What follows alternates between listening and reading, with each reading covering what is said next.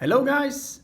The video I'm going to record for you today is by Edvard Grieg, our most famous Norwegian composer. And I have to say that Grieg has been very important for me as a pianist. I mean, I'm Norwegian after all, but more on that if you stick around after I play the piece. My name is Knut Erik Jensen. I'm a concert pianist, collaborator, and currently an assistant professor at the University of Trondheim, Norway. So let me get into the piece I'll do today. It's a lyric piece, the first one from Opus 65, called From Days of Youth. I remember listening to this one for the first time on a CD I found at the library at school in the very beginning, and I really liked it. I played it shortly after, and it's kind of followed me along this journey.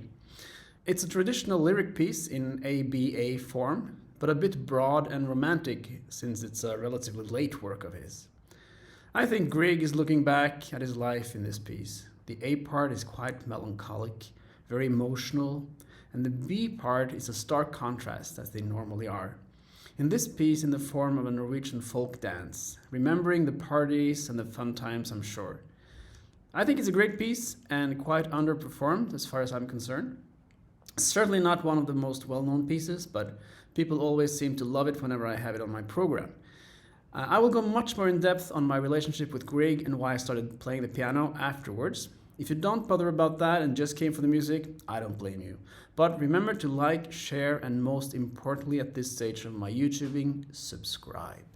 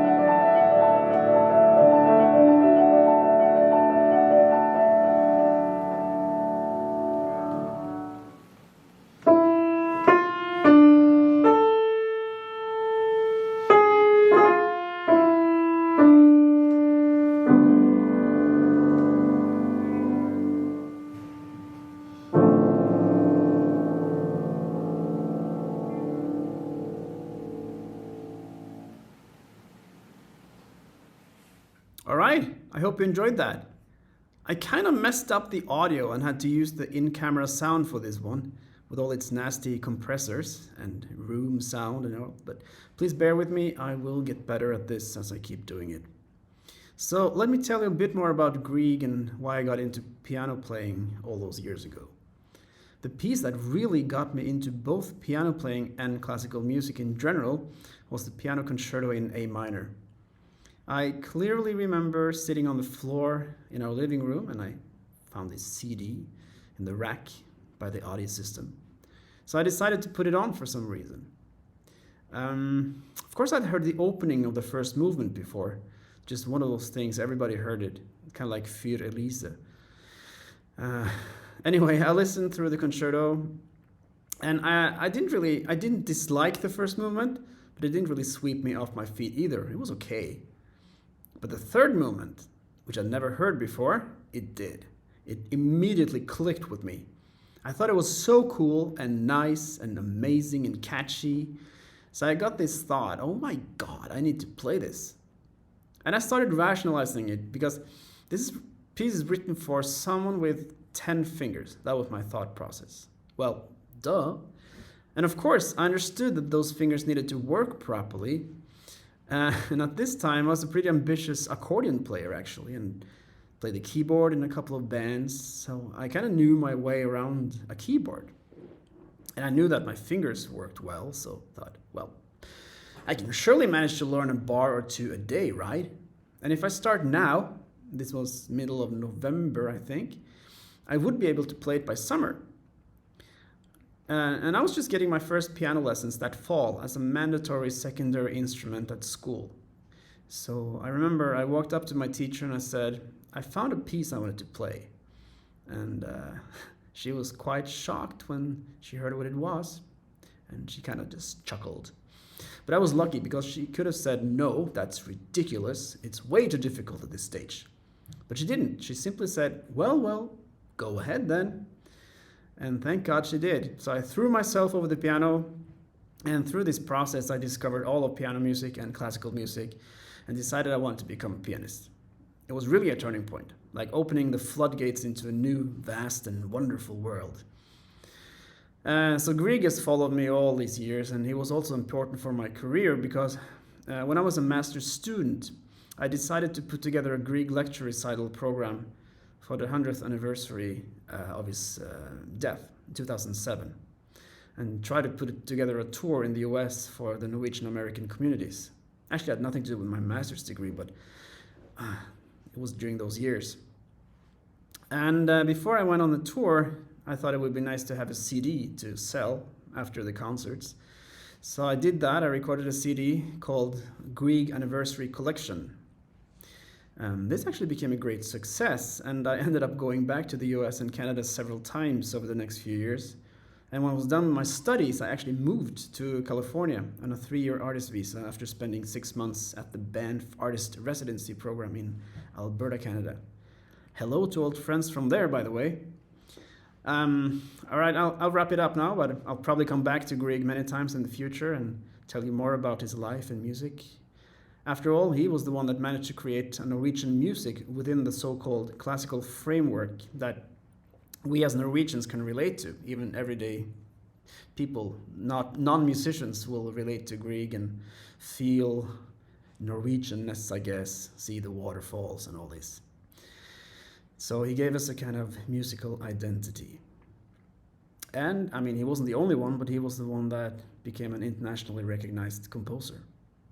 So if you stuck around for this long in the video, thumbs up to you. I'm just starting to make some real effort in building this channel, and it would really make a difference if you subscribed, so I can start working my way up to 1,000+ subscribers. But have a nice weekend, everybody. I will see you again.